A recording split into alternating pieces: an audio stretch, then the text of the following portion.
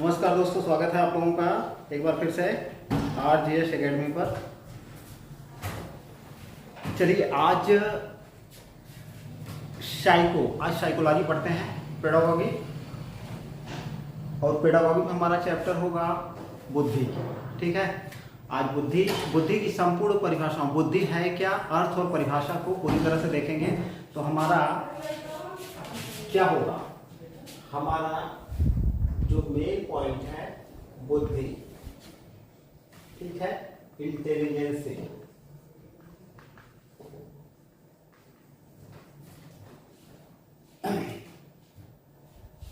अब बुद्धि में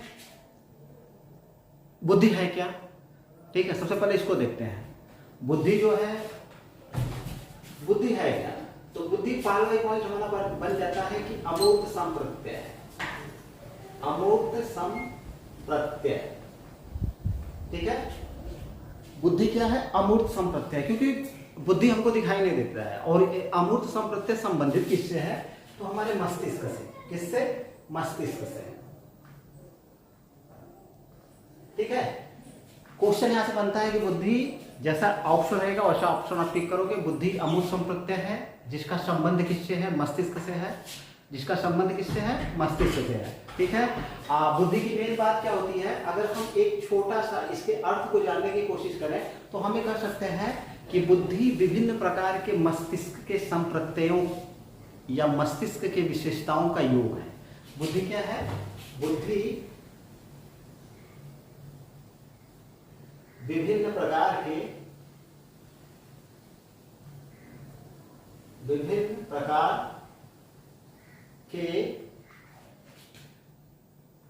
मस्तिष्कीय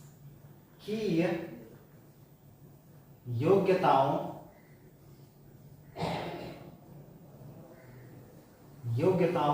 का योग है।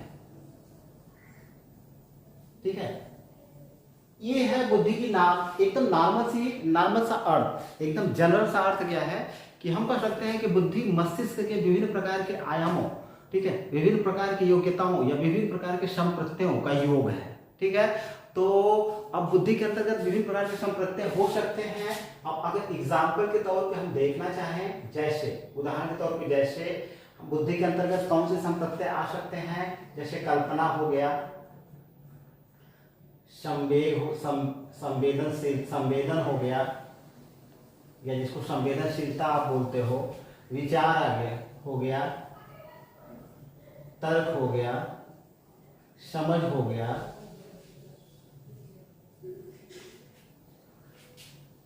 आदि कह सकते हैं। इसमें बहुत सारी चीजें जोड़ी जा सकती हैं। तो विभिन्न प्रकार के विशेषताओं का योग है और सब मस्तिष्क से संबंधित है। कहने का मतलब क्या है, कल्पना भी मस्तिष्क से संबंधित है, संवेदना भी मस्तिष्क से संबंधित है, विचार भी मस्तिष्क से संबंधित है, तर्क भी मस्तिष्क से संबंधित है, समझ भी मस्तिष्क से संबंधित है। ये सारे संप्रत्यय जो है मस्तिष्क से संबंधित हैं और सब मिला करके एक विशेष प्रकार के गुण का निर्माण करते हैं और वही गुण जा करके एक प्रकार के विशिष्ट व्यक्तित्व का निर्माण करता है। ठीक है, तो बुद्धि को हम इस तरह से समझ सकते हैं। अब बुद्धि के बारे में परिभाषाओं पर जाने से पहले कुछ चीजें हमको जानना जरूरी है।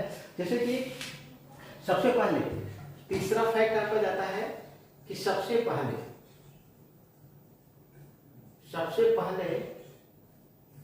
बुद्धि शब्द का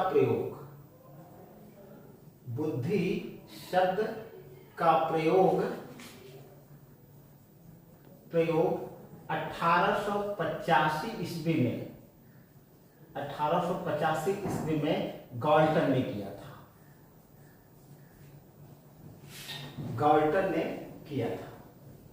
यह भी फैक्ट है, यूपी टेट, सुपर टेट या सी टेट या किसी भी स्टेट लेवल का टेट का पेपर उठा करके देखिए, वहां क्वेश्चन किया गया है कि बुद्धि शब्द का प्रयोग किसने किया है। आपका ऑप्शन रहेगा गाल्टन ने किया था। और किस सन में किया था, सन 1885 में किया था। लेकिन यहाँ पे एक चीज बता देना चाहता हूँ कि बुद्धि के बारे में, बुद्धि को परिभाषित करने में बहुत से मनोवैज्ञानिकों का योगदान है और शुरू में बुद्धि की कोई स्पष्ट परिभाषा निकल करके सामने नहीं आ पाई थी।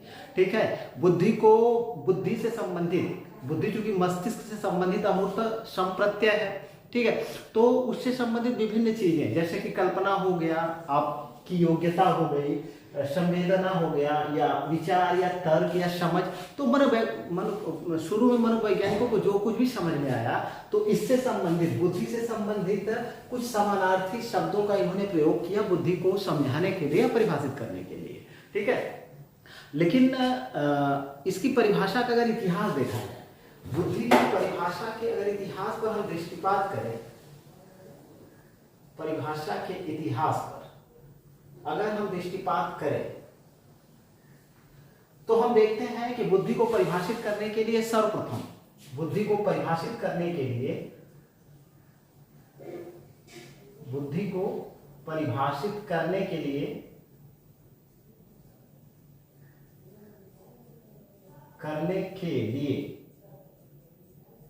सर्वप्रथम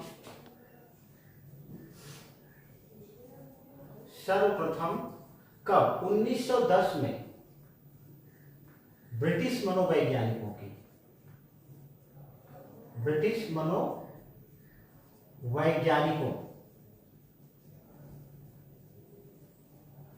की एक सभा आयोजित की गई।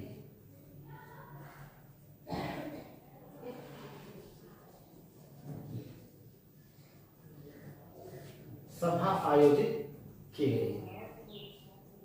ठीक है, तो अगर यहां से क्वेश्चन आए कि सर्वप्रथम बुद्धि को परिभाषित करने के लिए किन मनोवैज्ञानिकों की बैठक आयोजित करी गई, तो आपका ऑप्शन होगा ब्रिटिश मनोवैज्ञानिकों की बैठक आयोजित करी गई थी। और कब? सन 1900 कब? अगर आपको पूछता है तो आप ऑप्शन मारोगे 1910 ईस्वी में। लेकिन इस बैठक में कोई सार्थक परिणाम नहीं निकला, या हम कह सकते हैं कि कोई सार्थक परिभाषा निकल करके सामने नहीं आई। ठीक है, तो 1910 के बाद से लेकर के एक दशक का समय बीत जाता है, आ जाता है आपका 1921 का समय। 1921 ईस्वी में, ठीक है, विभिन्न मनोवैज्ञानिकों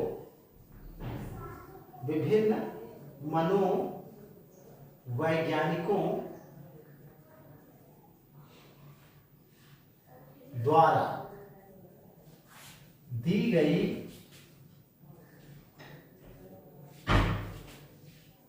विभिन्न परिभाषाओं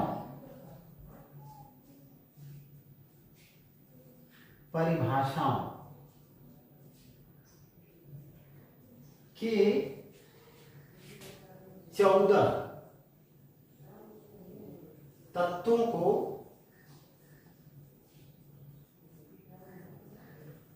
एक किताब जनरल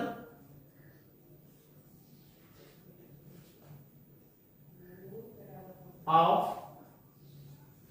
एजुकेशनल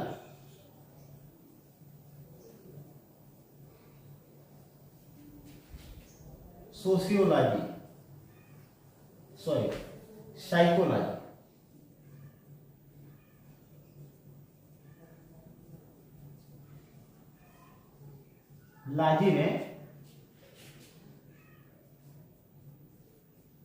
लेखों के रूप में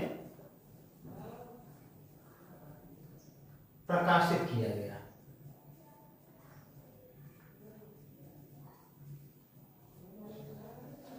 और कितने मनोवैज्ञानिकों की परिभाषाएं ली गई? 14 मनोवैज्ञानिकों की।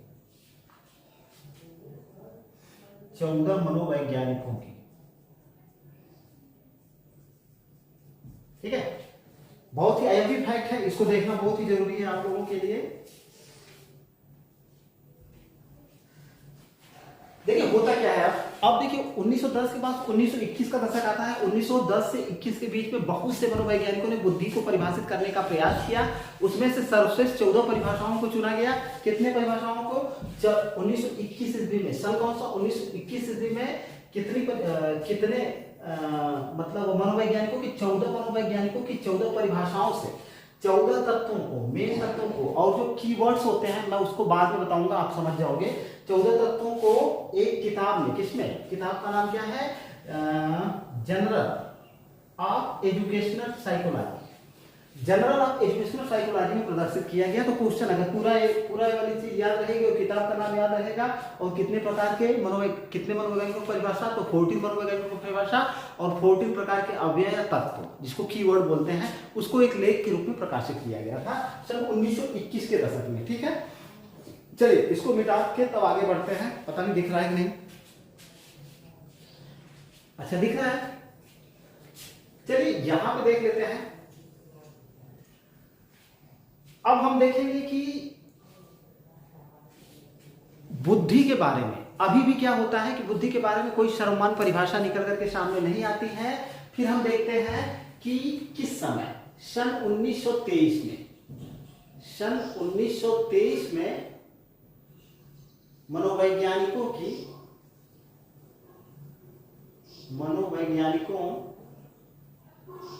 की एक सभा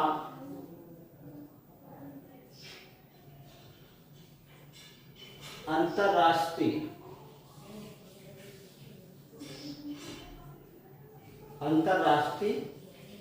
स्तर पर आयोजित की गई।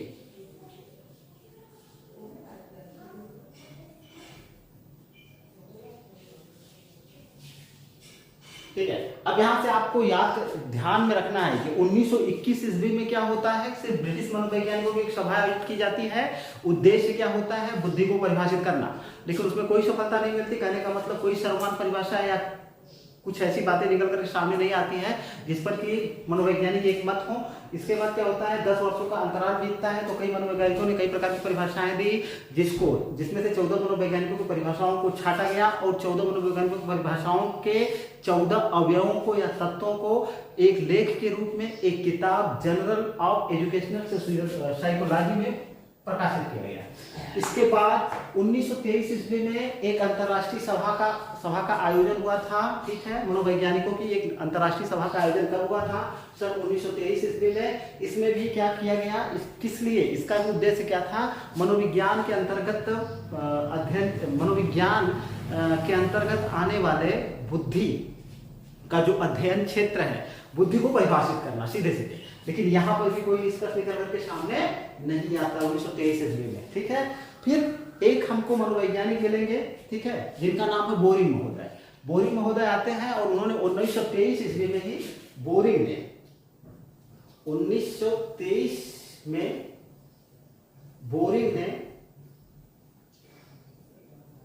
ने औपचारिक रूप से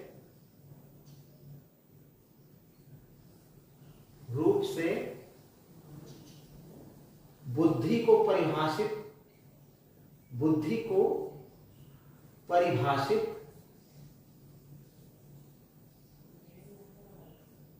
करते हुए लिखा कि बुद्धि वह है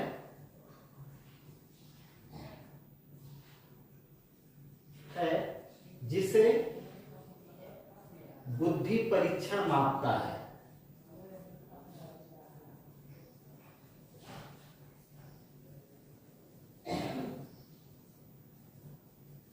ठीक है, तो 1923 ईस्वी में सर्वप्रथम औपचारिक रूप से बुद्धि को परिभाषित करने का सफल प्रयास किसने किया था, तो आपको ऑप्शन जाएगा बोरिंग जी ने। कब, सन 1923 ईस्वी में। और इन्होंने इसको परिभाषित करते हुए क्या बोला था, कहा था कि बुद्धि वह है, बुद्धि क्या है, बुद्धि वह है जिसे बुद्धि परीक्षण नापता है। यानी बुद्धि परीक्षण जिसको नापता है वही बुद्धि है। अगर क्वेश्चन करें कि बुद्धि परीक्षण जिसको नापता है वही बुद्धि है, किसकी परिभाषा है, तो तुरंत ऑप्शन मारिए आप आंख मूंद करके, बोरिंग महोदय की। ठीक है, तो एक चीज आप याद रखिए, परिभाषाओं को याद करने का एक आसान सा ट्रिक है कि परिभाषा के कीवर्ड्स को आप ढूंढिए। जैसे बोरिंग है, ठीक है, ये इनकी परिभाषा है बुद्धि वह है जिसे बुद्धि परीक्षण मापता है। ठीक है, इन्होंने बुद्धि की परिभाषा देते हुए बुद्धि परीक्षण के माप की बात की है। तो ये जो बुद्धि परीक्षण है यही आपका कीवर्ड है। तो आप मान लीजिए कि जिस परिभाषा के अंतर्गत बुद्धि परीक्षण शब्द का प्रयोग होगा, ठीक है, वह बोरिंग की होगी। ठीक है, तो पूरी परिभाषा याद करने की जरूरत नहीं है, बुद्धि परीक्षण के मापने की बात बोरिंग से हो जाएगी। ठीक है, अब अन्य परिभाषाओं को हम लोग देखेंगे जो कि IMP है, इसके बाद आगे बढ़ते हैं। चलिए अब साइकोलॉजी की परिभाषा को देखते हैं, बुद्धि की परिभाषाओं की।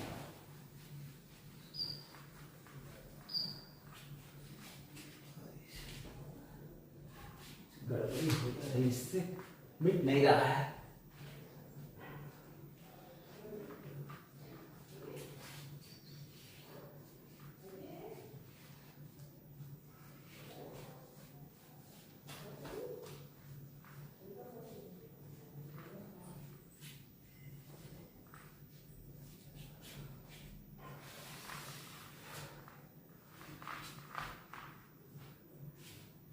चलिए देखते हैं आप बुद्धि से संबंधित कुछ परिभाषाओं को दृष्टिपात करना जरूरी है। अर्थ को हमने समझ लिया है, अब परिभाषाएं हमको समझनी है। बुद्धि से संबंधित कम से कम 8-10 परिभाषाओं को देखेंगे हम, और इन्हीं 8-10 परिभाषाओं से क्वेश्चन आपके बनते रहते हैं। तो चलिए पहली परिभाषा देखते हैं। पहली परिभाषा देखते हैं उडवर्थ की। उडवर्थ कहते हैं बुद्धि कार्य करने की विधि है, कार्य करने की विधि है। ये है हमारे उडवर्थ जी की परिभाषा। ठीक है, दूसरी परिभाषा देखें बकिंघम की। बकिंघम जी कहते हैं कि बुद्धि सीखने की योग्यता है, बुद्धि सीखने की योग्यता है।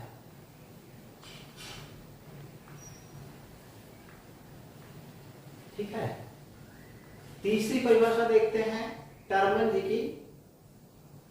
टर्मन जी क्या बोलते हैं? बुद्धि अमूर्त विचारों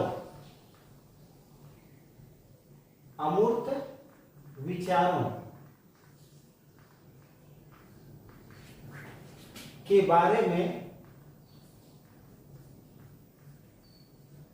बारे में सोचने की योग्यता है, सोचने की योग्यता है। ठीक है, इसके बाद एक आते हैं साइकोलॉजिस्ट टर्मन, और नहीं प्रिंटर्स भी बोलते हैं बुद्धि का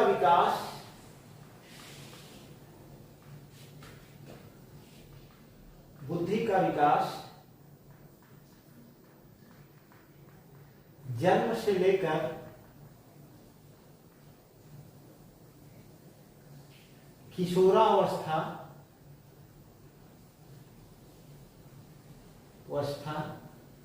के मध्य तक होता है।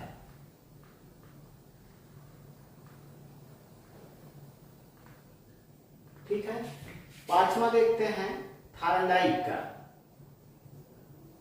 थार्नडाइक का कहना था, आपकी परिभाषा है कि सत्य और तथ्यों के दृष्टिकोण से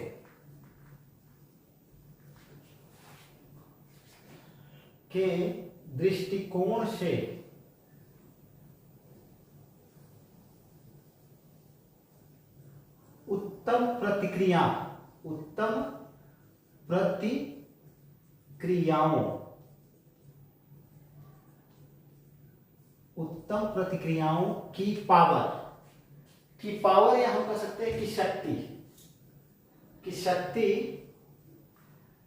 ही बुद्धि है।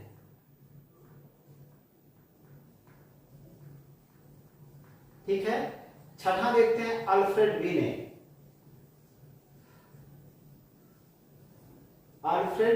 की परिभाषा को देखते हैं। छोटी सी परिभाषा है अल्फ्रेड बीने की। इन्होंने क्या कहा है? बुद्धि बोध पर आधारित होता है, बोध पर आधारित है।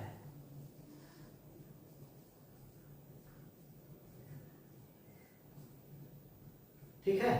अब सातवीं परिभाषा देखते हैं एडवर्ड एल थायरनडाइक की। एडवर्ड एल थायरनडाइक की, इनका क्या कहना था कि बुद्धि को वाक्य पूर्ति करने, वाक्य पूर्ति करने गणितीय समस्याओं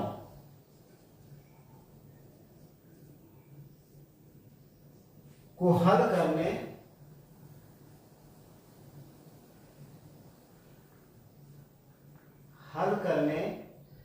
शब्दों और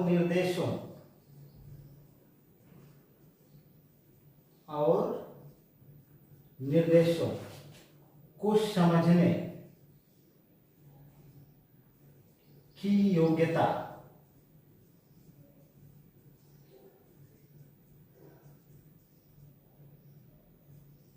के रूप में परिभाषित किया जा सकता है। ठीक है, आगे हम नहीं लिख रहे हैं। अगला देखते हैं डियरबॉर्ग की एक परिभाषा है, 8वां डियरबॉर्ग। डियरबॉर्ग ने क्या कहा था, बहुत ही आईएमपी परिभाषा है, बुद्धि सीखने और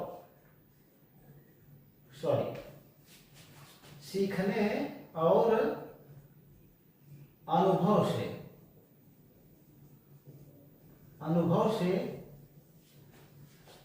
लाभ उठाने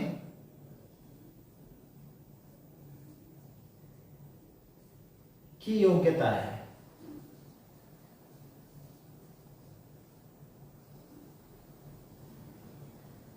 ठीक है, एक और आएंगे आपके, यहां पे देख लेते हैं विले।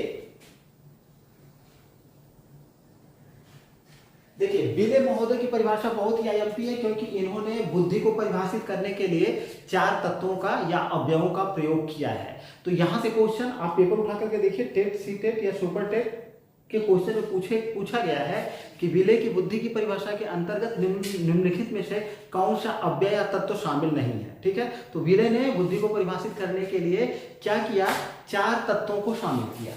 ठीक है, विले ने बुद्धि की परिभाषा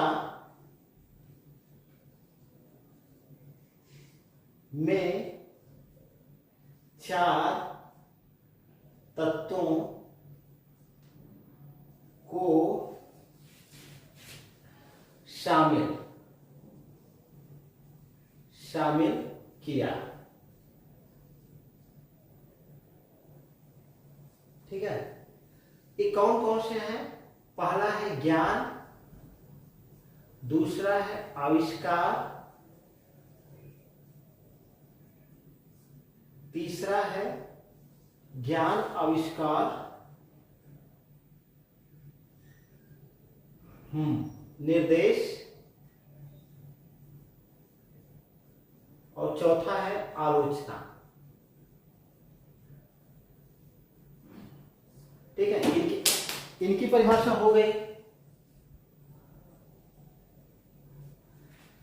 अब एक परिभाषा है वुडरो की।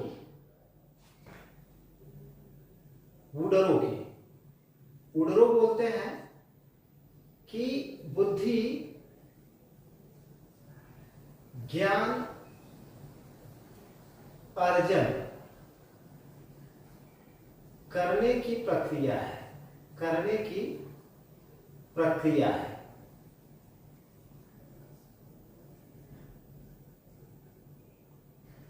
ठीक है, अब एक परिभाषा और हम देखेंगे, रॉस की परिभाषा। एक बार देखें, देख रहा है कि नहीं, दिख रहा है। तो रॉस ने क्या कहा था, बुद्धि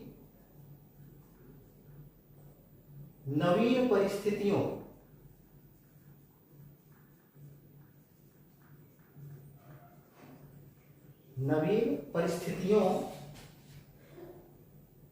से चेतन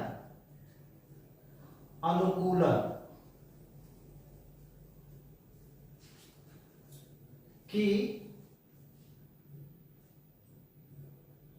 प्रक्रिया है। तो हमने लगभग 5, 6, 7, 8 और राष्ट्र की परिभाषा को 9वां मान लेते हैं, बिले का 10वां मान लेते हैं और उडरों का 11वां मान लेते हैं। 11 परिभाषाओं को हमने देख लिया और इन्हीं परिभाषाओं पे हमारा पूरा जो है बुद्धि चैप्टर चलेगा, ठीक है। तो एक और परिभाषा है फ्रीमैन की परिभाषा, उसको मैं अभी और बता देता हूँ। बस फ्रीमैन की परिभाषा बहुत ही आईएमपी है, क्योंकि उन्होंने जैसे अब शुरू कर वुडवर्थ, मैंने कहा कि कीवर्ड को ढूंढने का प्रयास करिए। वुडवर्थ बोलते हैं बुद्धि कार्य करने की विधि है, ठीक है ना। तो इसमें आप कौन सा ऐसा कीवर्ड ले सकते हैं जिससे वुडवर्थ से जिसको आप मतलब अच्छे से मिल जाए? कार्य करना, क्योंकि किसी की परिभाषा में भी कार्य करना है नहीं, ठीक है। तो कार्य करने की अगर बात आएगी, बुद्धि को कार्य करने से अगर जोड़ता है तो आप वुडवर्थ की परिभाषा को पकड़ेंगे। दूसरा, बुद्धि सीखने की योग्यता है। सीखना आया है तो आप इसको बकिंघम से शामिल कर लीजिए। हालांकि मैं अगला वीडियो बनाऊंगा तो उसमें सीखना, योग्यता और समायोजन तीनों शब्दों का यूज जो है कई मनोवैज्ञानिकों ने किया है, तो उसको मैं वहां पे क्लियर करा दूंगा, ठीक है। अमूर्त विचारों के बारे में सोचने की योग्यता है, किसने बताया है? अमूर्त विचार क्या है? कीवर्ड्स है और ये टर्मन की परिभाषा है। प्रिंटर्स बोलते हैं बुद्धि का विकास जन्म से लेकर किशोरावस्था। तो जन्म से किशोरावस्था तक की बात आएगी तो आप जो है जन्म को कीवर्ड मानिए और किशोरावस्था को कीवर्ड मानिए, इसको प्रिंटर्स से जोड़िए, ठीक है। प्रिंटर्स की परिभाषा जोड़िए। थॉर्नडाइक की परिभाषा है सत्य और तथ्यों के दृष्टिकोण से। सिर्फ सत्य और तथ्य को आप एक साथ रखिए। सत्य और तथ्य की जब बात आएगी परिभाषा में तो परिभाषा आप समझ लीजिए थॉर्नडाइक की है, ठीक है। अल्फ्रेड बीने की परिभाषा में है बुद्धि बोध पर आधारित है, यानी बोध यानी ज्ञान पर आधारित है। बोध शब्द का यूज जिस परिभाषा में हुआ है, ठीक है, तो समझ लीजिए वो परिभाषा किसकी है? अल्फ्रेड बीने की है। एडवर्ड एल थॉर्नडाइक ने बोला बुद्धि को वाक्य पूर्ति करने, तो इसमें कई कीवर्ड्स आपको मिल जाएंगे। वाक्य पूर्ति करने, गणितीय समस्या, गणित का शब्द का यूज हो गया है, तो समझ लीजिए ये परिभाषा एडवर्ड एल थॉर्नडाइक की है, ठीक है। तो गण शब्दों और निर्देशों को समझने, ठीक है। वाक्य पूर्ति और गणितीय समस्या, बस इतना याद करके रखिए, एडवर्ड एल थॉर्नडाइक की परिभाषा, ठीक है। कीवर्ड इसका यही है। बीयरबाल्ड बोलते हैं बुद्धि सीखने और अनुभव से लाभ उठाने की योग्यता है। तो सीखना कई लोगों की परिभाषा में आया हुआ है, लेकिन अनुभव किसी की परिभाषा में नहीं आया हुआ है। तो बीयरबाल्ड की परिभाषा का कीवर्ड होगा आपका अनुभव, ठीक। राउस बोलते हैं नवीन परिस्थितियों से चेतन अनुकूलन की प्रक्रिया है, ठीक है। राउस बोलते हैं, तो देखिए किसी की परिभाषा में नवीन परिस्थिति या चेतन अनुकूलन दोनों में से कोई कीवर्ड्स नहीं है। तो आप चाहे नवीन परिस्थिति कीवर्ड्स को ले सकते हो, चाहे चेतन अनुकूलन कीवर्ड्स को ले सकते हो। कि अगर ये आया हुआ है तो समझ लीजिए कि ये राउस की परिभाषा है। बाकी बिले वाली परिभाषा आईएमपी है। बिले ने बुद्धि की परिभाषा में कितने तत्वों को शामिल किया है? तो आपका ऑप्शन जाएगा 4 तत्वों को शामिल किया है। ये 4 तत्व कौन कौन से हैं? एक है ज्ञान है, दूसरा आविष्कार है, तीसरा निर्देश और चौथा आलोचना। यहाँ से क्वेश्चन किया गया है कि बिले की परिभाषा में इनमें से कौन सा तत्व या अवयव शामिल है या नहीं है, आपको याद होना चाहिए। फिर इसके बाद उडरों की परिभाषा आप देखते हैं, बुद्धि ज्ञान अर्जन करने की प्रक्रिया है। किसी की भी परिभाषा में ज्ञान अर्जन की बात नहीं हुई है, तो ज्ञान अर्जन इनका कीवर्ड्स है। उडरों की परिभाषा का कीवर्ड्स क्या है? ज्ञान अर्जन है। तो पूरी परिभाषा को याद करने से बेहतर है, हमको परीक्षा पास करना है तो कीवर्ड्स को पकड़िए। कीवर्ड्स को हमने पकड़ लिया तो परिभाषा अपने आप ज्यादा याद करने की जरूरत नहीं पड़ेगी। ये रही इनकी परिभाषा है, ठीक है। और इस परिभाषाओं को तोड़ मरोड़ करके समझा भी जा सकता है, ठीक है। तो इन परिभाषाओं को आप याद करके रखिए। फिलहाल एक परिभाषा और हम आपको बताएंगे जो बहुत ही बीआईएमपी है, जिसका जानना आप लोगों के लिए बहुत ही जरूरी है। यहीं पे उनको क्लियर कर देते हैं। फ्रीमैन की परिभाषा 12वीं परिभाषा बहुत ही आईएमपी है फ्रीमैन की। फ्रीमैन क्या बोलते हैं? इन्होंने बुद्धि को,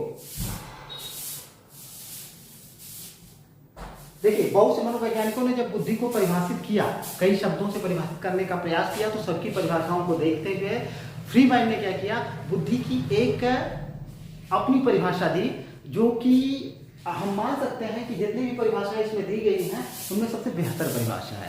क्योंकि उन्होंने 3 ऐसे तत्वों को शामिल किया, 3 ऐसे अवयवों को शामिल किया जो बुद्धि से बहुत ही गहरी साम्यता रखते हैं। उन्होंने बुद्धि को 3 तत्वों से जोड़ा। कहने का मतलब उन्होंने बुद्धि को सीखने, समायोजन और अमूर्त